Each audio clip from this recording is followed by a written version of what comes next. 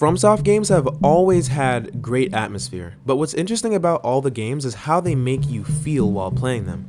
For example, Dark Souls 1 to 3, while I've been playing it, it's always made me feel dreary, which was evident by the many people you'd meet and the NPC interactions you'd have in the world. Or like in Bloodborne, you feel like you're in one big genjutsu trying to get out of the spell so you can actually see what's going on around you and see the otherworldly threats that are there. But in Elden Ring, every time I've played, I felt like I've always been on a grand adventure, and I haven't really felt that same dreary vibe and atmosphere. That is until I entered the DLC and went into one of their new locations, the Abyssal Woods.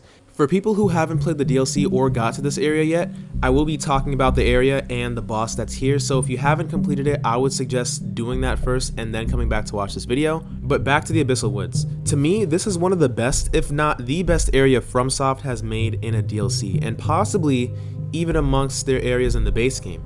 The last time I felt anything close to this unsettling feeling was exploring the depths in Dark Souls 2, and that's because it was pitch black dark, and this gives me that same unsettling feeling. From the moment you enter this location, from a seemingly out-of-the-way catacomb, you come across a very annoying roach enemy you have to kill. I hate these things. You reach a large expanse, a vast forest with towering trees and flora. The Abyssal Woods. And they said to watch out and don't let it see you. I did not know I was playing Slenderman. Okay, it says don't let it see you.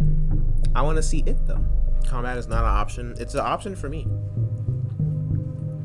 You guys don't know who I am. He has no health bar. Wow. I am so curious. What happens if he sees me? There's multiple of them.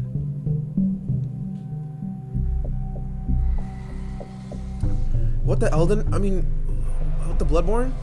What the Bloodborne? He's sucking me. I'm finished. Somehow Elden Ring turned into a horror game.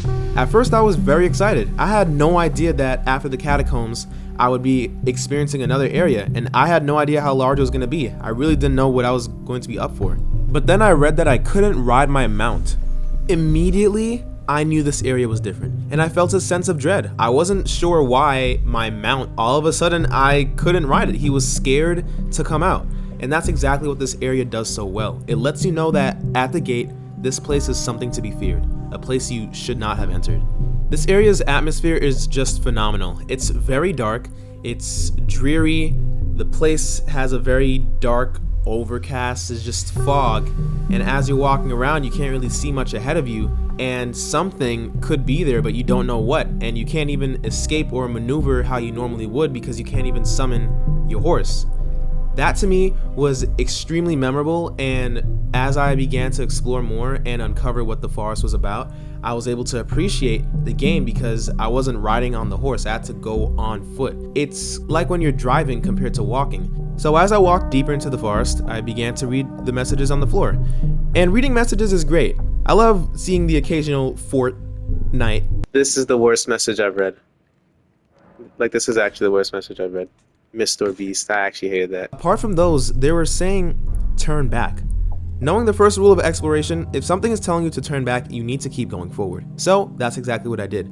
And this is where the world building and atmosphere was at its peak. It was building up towards something or someone that I should be aware of, some threat that was lingering deeper within the forest that I couldn't see and probably should avoid. And that's when I realized what this area was about. The flames on the walls, the yellow coloring of the floors. This was a place fully afflicted by madness, and it was left to rot here and sit here. And then when I read the messages on the floor, the same enemy I just saw, it said I couldn't even hit it. I could not touch this thing, I could not kill it, I needed to hide.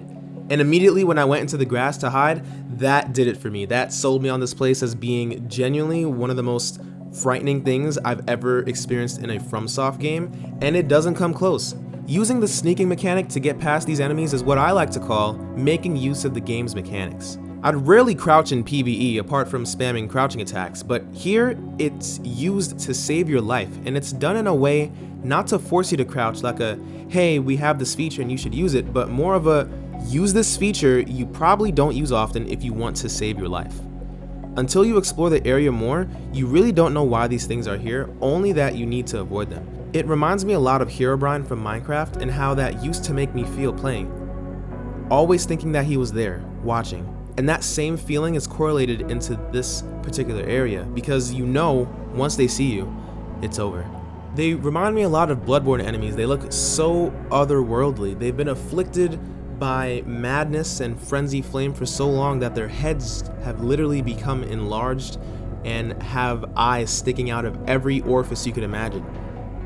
It's peak madness affliction onto a creature or an entity, and that I really love that concept a lot because it actually reminded me of Slender Man while playing the game. If you see him, you're dead.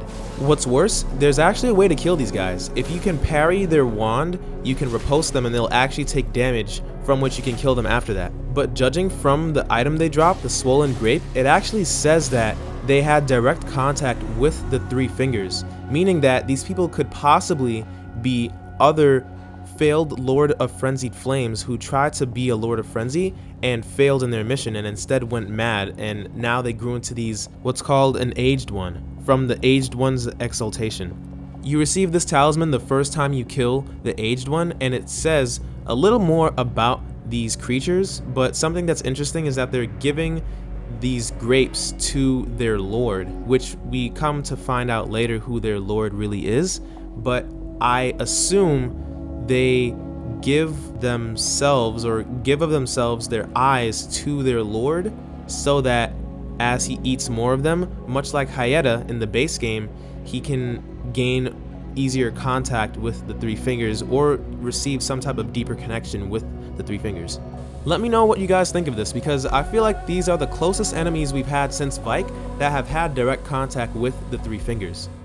So as you explore this area, you will come across places that have dense fog, which again does not help because you can't even see the people who are trying to abduct you and just suck your soul and give you insane madness.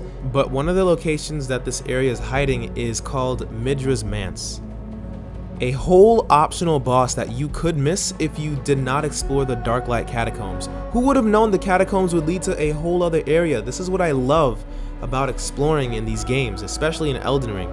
And as you explore the mansion, you'll see other people who are also afflicted by madness, these Squidward looking things, and you will fight Midra, who actually turns out to be a Lord of Frenzied Flame, which if you begin to look into it, it actually adds so much more value to this place because you're able to piece together what happened here, why it's even in this state, and why this matters in the grand context of the DLC. So I was only able to piece a bit of the lore together from reading descriptions, but it seems like the owner of the mansion, Midra, most likely caused the animals and the forest to be in the state that it's in, or somehow influenced by Nanaya, a name mentioned a lot after reaching the mansion. Nanaya seems to be a maiden to Midra, but similar to Hayata, might have already been blessed with the Three Fingers touch or had some contact with it. This is why Nanaya urges Midra to endure the pain and suffering of his misfortunes so that he could become a Lord of Frenzied Flame. And after he failed and was not able to do so, he was left to rot with the sword lodged in his head, possibly from Nanaya. The suffering we see Midra facing, I would imagine that's what Shabriri faced during his time, that being the intense suffering as people accused him and gouged out his eyeballs. But what's a bit confusing about this is for Midra, he betrayed Nanaya, as evident by this line where he says "I'm sorry" and pulls out the sword, choosing to off himself, and that turned him into the Frenzied Flame Lord. My guess is that that same hatred Shabriri had, which turned him mad in the first place, is also what Midra had after getting to the realization he no longer wanted to endure pain, so he became a lord by choosing to off himself. Another theory I have is that Shabriri could have possessed Midra when he took the sword out of his head, because that would have killed him. And we know Shabriri can possess corpses like how he did to Yura in the Mountaintop of the Giants, how he took over his body. He's pretty much chaos incarnate, like he says himself. So he could have possessed Midra after he took the sword out of his head, and that's why Midra became a Lord of Frenzied Flame, even though he failed prior. What's also interesting is that I know you need to make contact with the Three Fingers if you want to become a Lord of Frenzied Flame. And judging from this picture, when I looked over it, it does look like Midra has burn marks on his back, and they kind of look like fingerprints, so that could indicate that he's met the Three Fingers before, but he just failed to harness the power of the Frenzied Flame. But after he offed himself, somewhere between that of pulling the sword out of his head is what let him become a Lord of Frenzied Flame. That's the only part that's a bit nebulous to me. That's just my speculation as to why he became a Lord of Frenzied Flame, and possibly why, even before he turned into a Lord, that all the animals were afflicted with madness in the Abyssal Woods. It still makes me wonder how Midra became a Lord of Frenzied Flame even after he failed the first time, and why he's in this forest in the first place. Maybe as I keep playing the DLC, I'll piece together the answers and I'll make a follow-up video. Subscribe if you're new, I'm making a lot more Elden Ring content. Take care, be good, love and light.